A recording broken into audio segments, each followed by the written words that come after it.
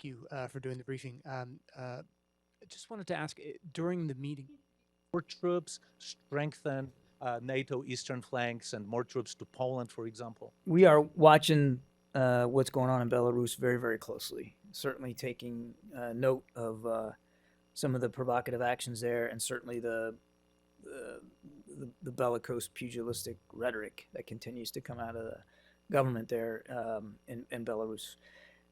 All I can tell you is we're in constant contact with our NATO allies, particularly on the eastern flank. We understand the concern. We share the concern. And the only other thing I'd say is that nothing has changed at all about our commitment to defend our NATO allies and defend every inch of NATO territory should it come to that. So we're watching this very closely, and we're certainly in close contact with our Polish allies, who we know this is not some rhetorical exercise for them. It's real for them. They live with that every single day, and we respect that. We understand that. But make no mistake that we're serious about our Article 5 commitment. And that's a segue to the other question you had, which is about additional force. I don't have certainly any troop announcements to make today or anything like that. As you've seen, President Biden has already increased by some 20,000 the American troop presence in NATO, particularly on the eastern flank. And he has put in place processes where we can keep that presence there for the long haul. Rotational, but that they'll be able to stay. So we're up around 100,000 troops in the European theater right now, which is the most in many, many years since the Cold War. So this young lady here, the Wagner threat from Belarus, again, we're watching this closely. It's not really clear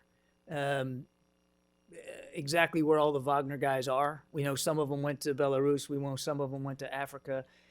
We believe that there's probably some contingents that are either still in Ukraine or close by. But we're not exactly clear what the numbers are, and it's not clear to us what legitimate territorial threat they pose, at least in Europe. They continue to pose a significant concern on the African continent by the way they continue to destabilize governments there, support terrorists, and that kind of thing. But we're watching this as closely as we can. Again, all I can tell you is we take it seriously. We listen to what's coming out of Minsk. We're certainly mindful of the movement. We certainly are mindful of these recent events. But we're not. We haven't moved anything as a result. And if we need to do that, certainly we could. We take it seriously. Yeah. Taking my question, I'm Yujin Kim from Gyeongyang Daily News.